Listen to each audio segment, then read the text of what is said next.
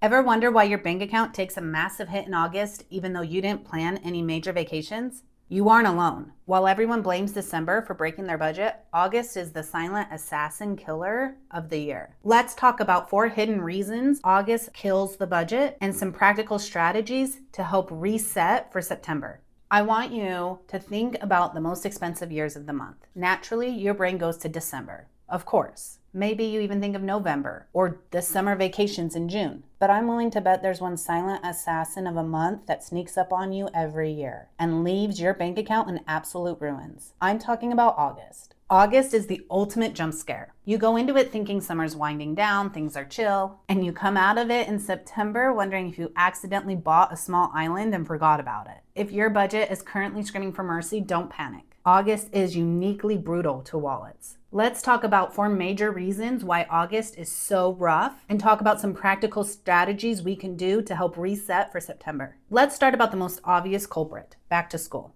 And now listen, even if you don't have kids, this back to school illusion still affects you. Because when we think of back to school shopping, we tend to think of pencils and cute backpacks. But that's a trap. Modern back to school isn't just about stationery. It has morphed into a massive seasonal shift. Back to school is actually a second Christmas for retailers, minus the cheerful music. So here's what actually happens to your money in August. You've got the tech upgrades. Suddenly, you need a new laptop or iPad or a fancy calculator that costs as much as a really nice dinner out. You have the growth spurt tax. Because for some reason, kids don't have the decency of growing gradually. They wait till July to sprout 3 inches so none of their clothes fit anymore. And you have the hidden fees. Classroom supply lists have gotten awfully specific. We're not just buying crayons anymore. We seem to have to buy specific name brand markers. But like I said, even if you don't have kids, you're not safe from this time of year. The entire retail cycle shifts in August. Back to life marketing targets everybody. You might feel this sudden urge to reorganize your entire life. Buy new planners, upgrade your office, or buy cozy sweaters even though it's still 90 degrees outside. It's a psychological trigger that says new season, new spend. The second culprit is that August is the Sunday night of summer. You know that feeling on Sunday night at 6 o'clock. You start to feel that dread of Monday morning. So you want to squeeze every last drop out of the weekend. You order takeout, you watch one more episode, and you refuse to go to bed. That's what August is, but it's for 31 days straight. By the time August hits, we realize summer's slipping through our fingers. The pool's gonna close soon. The weather's gonna get colder. The days are getting shorter. So what do? We overcompensate. We didn't make it to the beach this year. Let's do that real fast. Or we didn't do enough with the kids this summer. Let's go out for a family dinner. Or how about just one more amusement park with the kids? We fall victim to severe FOMO.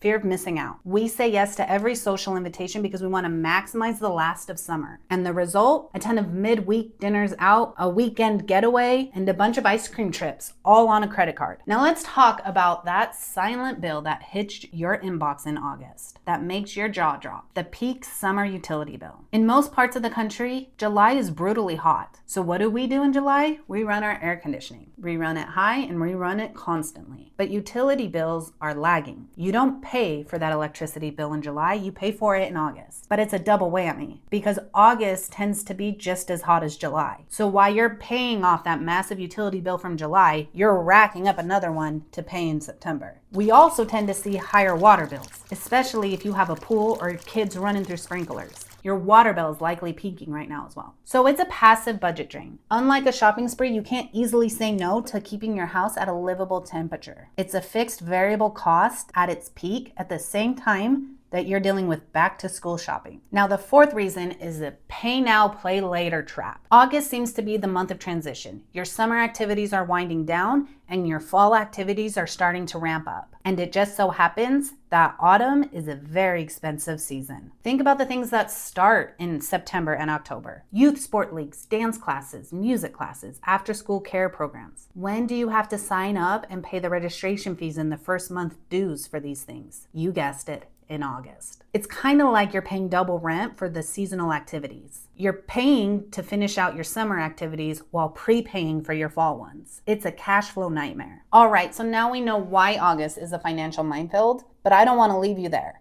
Let's talk about some strategic plans we can do to reset for September. It's possible that you might need to just embrace the fact that August might be a wipe on your savings goal. But whatever you do, don't let a bad August spiral into September. We must restart with September. Another idea is a one-in, one-out rule. If you say yes to a paid activity like going out for dinner, then you need to balance that with a free activity like going on a hike or staying in for the night and watching a movie. And the last thing you should do this month is audit your auto renews. Since August is a transition period, it's a great time to examine all of your auto renews. Cancel all the subscriptions you're not using anymore and make sure you really do want to continue using the ones that are set to renew. Look, at the end of the day, budgets are meant to serve your life, not the other way around. And August is a high volume season of life. If you spent a bit more than you planned to make some great memories this summer or to prepare your family for the year ahead, give yourself some grace. The secret to personal finance isn't about being perfect, it's about knowing how to recover when a specific month gets heavy. Take a deep breath, look at the numbers, make a plan for September, and enjoy the last bit of summer. Budget better, live freely, and I'll see you next week.